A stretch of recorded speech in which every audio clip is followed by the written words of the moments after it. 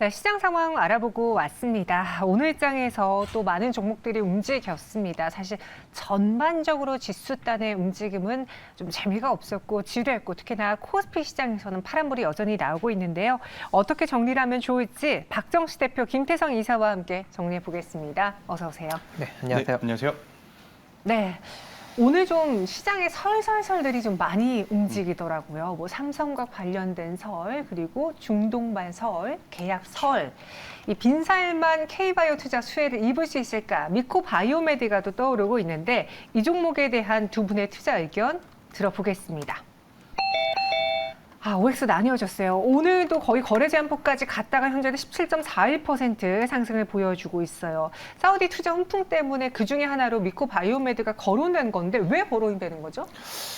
일단 뭐 전체적으로 지금 제약바이오에 특별한 소식이 없는 상황 속에서 네. 이제 사우디 국영 기업이 뭐 투자를 한다라는 이야기가 좀 있었습니다. 뭐 오늘이 처음 나온 것이 아니고요. 지난주부터 좀 이러한 이야기들이 제약바이오 이 섹터 전체적으로 좀 나오는 모습을 좀 보였었는데 오늘은 아무래도 이제 많은 투자자분들이 좋은 뉴스를 좀 찾아다니다 보니까 이쪽으로 좀 매기세가 좀 쏠리는 것이 아닌가라고 이렇게 좀 풀이될 수 있을 것 같은데요. 일단 전체적으로 저는 제약바이오 쪽에 새로운 자금 혹은 새로운 관심이 한번 모일 수 있는 기회가 되지 않나라는 생각이 듭니다. 결국 제약바이오 같은 경우에는 당연히 그 기업이 가지고 있는 기술력 그리고 현재 보유하고 있는 이 기술력을 동반한 실적으로 이제 주가를 좀 평가받아야 되긴 하겠습니다만 대다수의 제약바이오가 실적이 좋진 않거든요. 그래서 이제 실적주로 평가를 받기보단 이렇게 뉴스를 통해서 혹은 좋은 호재성 뉴스에 좀 민감하게 반응을 할 때 저는 트레이딩을 조금 더 할 수 있는 여유 공간이 있지 않을까라는 생각이 들어요. 특히나 에코프로 BM 오늘 정말 제가 생각한 것보다 강하게 말아 올리긴 했지만 네. 투심이 여전히 불안한 것은 아직 이어지고 있습니다. 그렇기 때문에 그 자금들이 나와서 오늘 반응했던 쪽이 제약바이오다라는 것을 한번 유념해 보신다라고 하면 저는 단기적으로 이제부터 시세가 날 종목 혹은 날 섹터 같은 경우에는 제약바이오가 조금 유리하지 않을까라는 의견 한번 드려보면서 제가 오를 드린 이유는 이 기업에 대해 이제 장기적인 가치를 보고 투자하자라는 이런 컨셉보다 이제는 움직일 변동성을 이용해서 한번 단기적인 트레이딩을 할 구간이다라는 의견 드려보도록 하겠습니다. 그러니까 뭔가 변동이 나올 만한 것들을 잘 골라보자. 그러려면 그렇죠. 재료가 또 있어야겠네요. 일단 많은 투자자분들이 올해 1월부터 너무 이 변동성이 익숙해져 있습니다.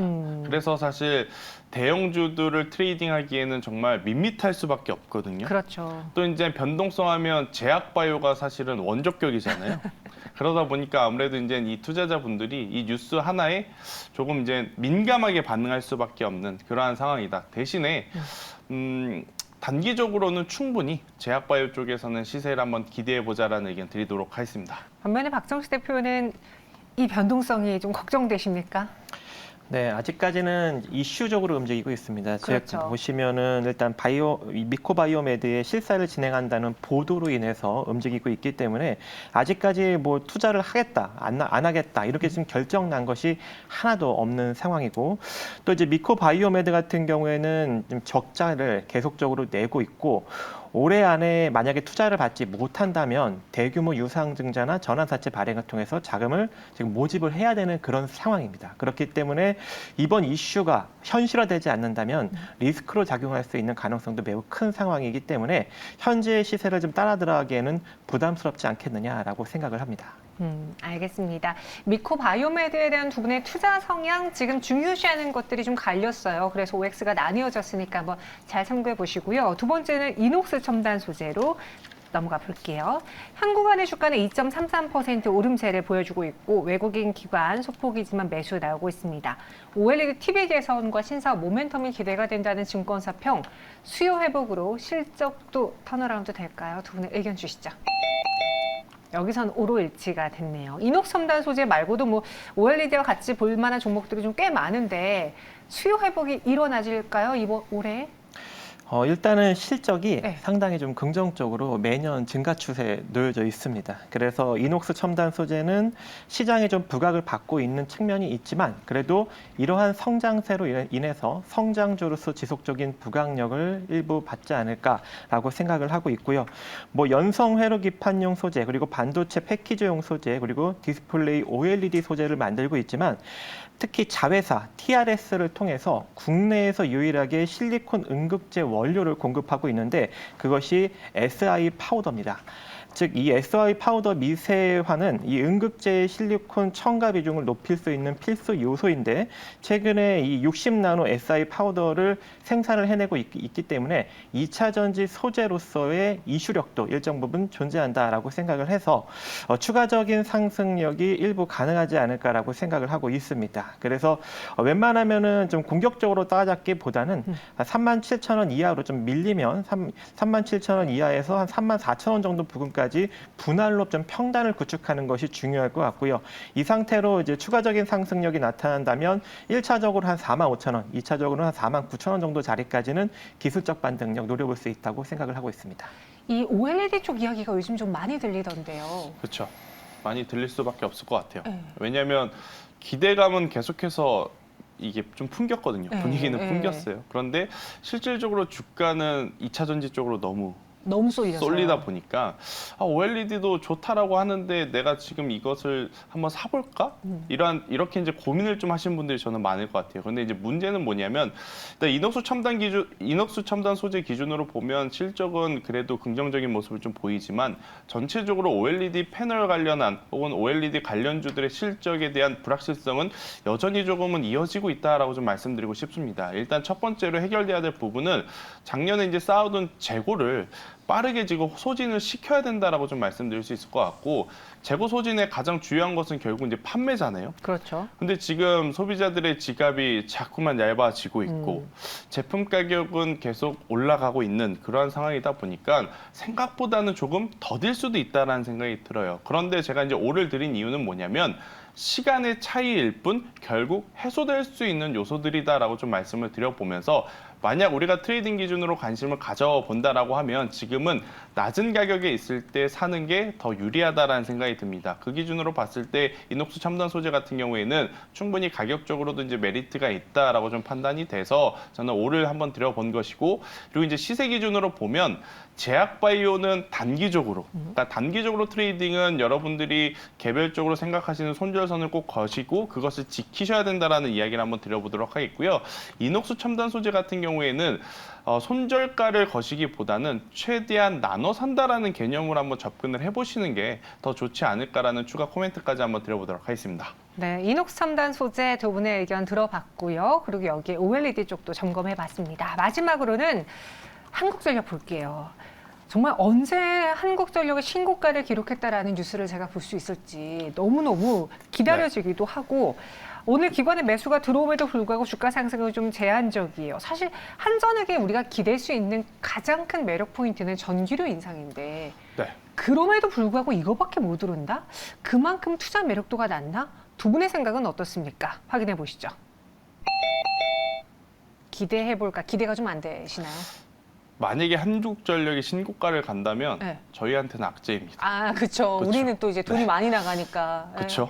그렇기 때문에 저는 개인적으로 그 마음까지 담아서 X를 네. 드렸다라고 좀 말씀드려보도록 하겠고요. 뭐 일단 그것보다 이제 더 중요한 것은 지금 시장은 상승 탄력 혹은 변동성을 지금 노려야 굉장히 좋은 승부를 좀 볼 수 있는 시장인데 여러분들도 아시다시피 한국전력이 이 주가의 움직임을 볼 수 있는 요소는 딱 하나죠. 2분기 전기 인상 시점에 언제 또다시 이제 시장이 나올 것이냐 요거 하나이기 때문에 일단 투자처로서의 매력도는 상대적입니다. 그러니까 한국전력이 지금 뭐 기업이 좋고 나쁘고 이것을 떠나서 다른 종목과 비교를 해봤을 때 상대적으로는 조금 불리한 그런 요소들이 굉장히 많기 때문에 저는 한국전력에 대한 관심을 가지시는 것보다는 만약 경기 방어주의 성격이라든지 그런 것들을 노리신다라고 했을 땐 음식료 업종이 훨씬 더 메리트가 있다라는 의견 한번 드려보도록 하겠고요. 한국전력은 보유하고 계신 분들의 영역이라고 저는 생각이 들어요. 대신에 이제 보유하고 계신 분들 중에 많은 분들이 지금 물려 계실 가능성이 높죠. 그렇죠. 물려 계신 분들 같은 경우에는 지금은 뭐 매도를 하기에도 정말 어려운 그러한 상황이라서 조금은 더 보유하시는 게 더 좋지 않을까라는 의견, 신규 매수는 웬만하면 저는 자제하시는 게 좋지 않을까라는 의견 드려보도록 하겠습니다. 알겠습니다. 한국전력까지 알아봤고요. 지금 동시효과 구간에 우리 증시 들어왔어요. 마지막으로 무언가 내가 산다면 무엇을 사야 되는지 두 분의 의견 들어보겠습니다. 마감에 산다 키워드로 봤을 때는 박정희 대표가 플라스틱의 패러다임 변화. 그리고 여기는 쾅쾅쾅이라는 의미를 알 수 없는 키워드를 주셨어요. 전혀 알아볼 수가 없겠는데 어떤 종목인지 한번 봐볼까요? 현대로템과 쾅쾅쾅 그리고 코오롱 플라스틱. 요즘 뭐 알루미늄은 그냥 알루미늄이 아니라 알루미늄 박으로 떴잖아요. 네. 플라스틱도 경량화로 뜨고 있어요. 그렇죠. 경량화도 뜨고 있고 폐플라스틱 재활용으로도 뜨고 있습니다. 거기도 있네요. 네, 오늘은 이제 그 관점으로 한번 접근해 보려고 하고 있고요. 일단은 국제적으로 이 플라스틱 순환경제가 표준이 되고 있는 그런 추세입니다. 그렇죠. 그래서 조만간 이제 이쪽이 좀 이슈가 될 것으로 보여지고 있고 글로벌 소비재 기업들이 2025년부터 2030년 전후로 이 재생원료 사용 비율을 극적으로 높이는 계획을 현재 추진을 하고 있는 상황이고요. 코카콜라 같은 경우에는 2025년까지 모든 포장재에 사용되는 재생원료 비율을 25%까지 끌어올리겠다라고 목표를 세웠고 아디다스 같은 경우에는 내년부터 신발, 의류 모든 제품에 이 재활용 플라스틱을 적용하겠다라고 밝혔습니다. 거기에 이제 뭐 펩시콜라, 뭐 네슬레, 유니레버 다양한 업체들이 지금 이 재생 플라스틱 사용량을 늘리려고 목표를 높였기 때문에 한마디로 재활용 플라스틱에 관련된 이슈가 조만간 나올 것으로 판단이 되고 있어서 이 코오롱 플라스틱을 제가 한번 선정을 해 보았고요. 일단 코오롱 계열의 엔지니어링 플라스틱 전문 업체이고 다양한 이 투명 소재 플라스틱과 그리고 다양한 복합 소재 플라스틱까지 제품화해서 내놓고 있는 그런 단계인데 이 차량 경량화 핵심 프레임과 그리고 엔진 관련 필수 소재도 생산을 하고 있지만 해양 폐기물을 재활용해서 엔지니어링 플라스틱을 개발을 현재 추진을 하고 있고 모회사 이 코오롱 인더스트리도 이 친환경 플라스틱 사업을 최근에 확대 중에 있습니다. 그래서 이 폐플라스틱 재활용으로 한 번 정도 부각을 받을 수 있는 여력이 있을 것 같고요. 그리고 재무구조적 측면으로도 상당히 좀 안정적으로 영업이익이 최근에 좀 증가 추세에 놓여져 있는 상황이고 순자산 가치는 2,400억 정도 되는데 현재 시가총액은 3,700억 정도로 시장에 그렇게 많이 부각을 받지 않고 있습니다. 그리고 최근 한 번 정도 거래량이 한 3월 9일 정도에 붙었는데 그 이후로 지금 거래량이 강력하게 붙지 않고 옆으로 횡보 국면에 놓여져 있기 때문에 조만간 한 번 정도 시세가 또 강력하게 붙을 수 있는 기술적인 역량이 있어서 현재 이 9,800원대 이하로 여러분들이 좀 분할 매수 관점으로 가시면 좋을 것 같고요. 손절 라인은 한 9,600원 정도 제시해드리고 이 상태로 상승력이 좀 강하게 나온다면 한 12,000원 정도 자리까지 노려볼 수 있지 않을까 생각해 봅니다. 네, 목표 주가 12,000원, 손절가 9,600원 제시해드렸습니다. 최근에 에코플라스틱이 어닝 서프라이즈를 발표하면서 코오롱 플라스틱도 같이 주목을 받았는데 같이 기대해 보겠고요. 이번엔 김태성 팀장님, 현대로템인 건 알겠어요. 쾅쾅쾅은 억지로 좀 붙이신 것 같은데. 네, 일단 현대로템하면 사실 여러분들의 기억 속에는, 그러니까 주식을 꽤 오래 하신 분들에게는 일단은 이 군수 쪽보다는 네. 아무래도 이제 전동열차, 그러니까 KTX라든지 기차 이쪽에 조금 더 이제 포커스를 좀 많이 맞추고 계실 것 같은데 사실은 이 현대로템의 가장 큰 이제 매출을 보게 되면 아무래도 이제 방산을 빼놓고 이야기는 할 수는 없을 것 같습니다. 특히나 지난해 이 K2 전차, 특히 이제 폴란드 쪽의 이 수주가 진행이 되면서 굉장히 빠른 영업이익 회복 속도 그리고 굉장히 빠른 성장세를 좀 보였기 때문에 저는 다가오는 올해에도 이러한 것을 발판 삼아 충분히 외형 성장이라든지 실적에 대한 기대치를 더 높여 잡아도 괜찮지 않을까라는 의미로 일단 현대로템은 전차에 조금 더 이제 목숨을 걸어야 된다라는 의견 한번 드려보도록 하겠고요. 작년에 한번 주가가 출렁였었죠. 그러니까 왜 출렁였었냐면 폴란드 수출 이후에 노르웨이 쪽에 대한 기대도 좀 가지고 있었는데 노르웨이 쪽은 중간에 좀 무산이 됐어요. 그런데 그때 당시에는 굉장히 아쉬울 수밖에 없었던 것은 사실이나 폴란드발 수출이 지금 지속적으로 잘 인계가 되고 있거든요. 한 번에 전차를 만들어서 가는 것이 아닙니다. 올해 분기에 몇 대, 다음 분기에 몇 대 이렇게 이제 수출이 진행이 되는데 지금 잘 계약 계획대로 일정대로 지금 플랜대로 잘 진행이 되고 있다 보니 노르웨이에 무산된 이 부분을 다음 저는 수주를 한 번 더 기대를 해볼 수 있는 요소가 남아있지 않을까라는 생각이 들어요. 그렇게 된다라고 하면 충분히 지금 실적도 최대 실적이기도 하고 주가 또한 한 번 더 밸류업 할 가능성이 굉장히 높다라는 생각이 들어서요. 저는 이 24,000원이라는 가격대, 그러니까 최근의 저점이라고 할 수 있는 이 가격대만 이탈되지 않는다라고 했을 때 저는 충분히 다시 한번 트레이딩해서 좋은 성과를 좀 낼 수 있지 않을까라는 생각이 들고, 만약 현 구간에서 올라가게 된다라고 하면 만약 이 구간에서 이제 다시 올라가면 저는 현대로템은 신고가까지도 한번 노려볼 수 있지 않을까라고 생각이 들지만 1차적으로는 32,000원대의 저항대가 있어서요. 1차 목표는 32,000원. 하지만 여기서 올라가게 된다면 충분히 신고가 영역으로 한번 갈 수 있는 모멘텀은 확실하다라는 의견 드려보도록 하겠습니다. 네, 현대로템 목표 주가 32,000원, 손절가 24,000원 제시해 드렸습니다. 현재 동시효과 구간에서의 시장 움직임은 어떨까요? 일단 크레딧 스위스에 대해서 나온 뇌관이 어느 정도 조금 잠잠해진 것 같긴 한데 이번 금리 인상 그리고 은행의 건전성 문제 이런 것들이 다 맞물리면서 시장에 대한 불안 심리는 좀 커졌습니다. 코스피는 오늘도 0.66% 내림세로 마감이 예상되고 있고 코스닥은 0.57% 상승으로 마감이 준비되고 있어요. 박정희 대표, 이런 동시효과 구간에서 눈에 띄는 종목도 뭐가 있을까요? 네, 역시나 좀 로봇 관련주들이 좀 강세를 보이고 있는 상황인데요. 일단 우림 PTS가 오늘 한 15% 정도 강세 흐름으로 진행이 되고 있는 상황입니다. 일단 뭐 산업 설비 그리고 중장비, 정밀기계의 핵심 제품을 생산해내고 있는데 이 굴착기, 광산기계, 크레인, 트랜스미션과 그리고 산업용 로봇의 감속기 그리고 풍력 발전 설비 부품 등을 주요 품목으로 생산을 해내고 있습니다.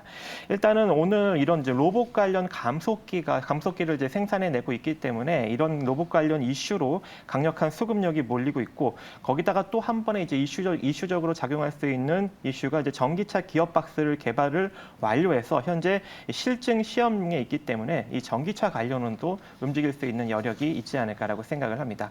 그래서 현재 보유하신 분들은 일단 오늘 9,080원 저항으로 부딪히고 있지만 이 자리를 만약에 내일 시세에서 돌파를 한다면 9,900원 그리고 1,900원 정도 자리까지 노려볼 수 있는 여력은 충분하지 않을까 생각해 봅니다. 김대성 팀장님은요? 네, 일단 뭐 오늘 결국에는 에코프로를 좀 봐야 되지 않을까라는 생각이 들어요.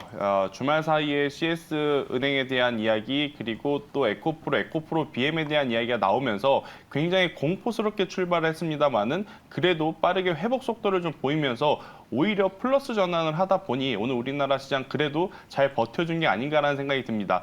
그래도 저는 이 2차 전지가 지난주 금요일부터 어느 정도의 흔들림을 보였기 때문에 조금씩 시장의 트렌드가 변화하고 있다는 것을 시청자분들이 조금은 체크를 하셔야 되지 않을까라는 의견 한번 드려보면서 에코프로의 오늘 혹은 내일 흐름까지도 꼭 체크를 해보자라는 의견 드려보도록 하겠습니다. 네, 오늘 급락 출발한 에코프로였는데요. 말씀하신 것처럼 빨간불로 전환되면서 한 0.8%의 오름세를 동시효과 구간에서 보여주고 있습니다. 마감 동시효과 함께 하셨습니다.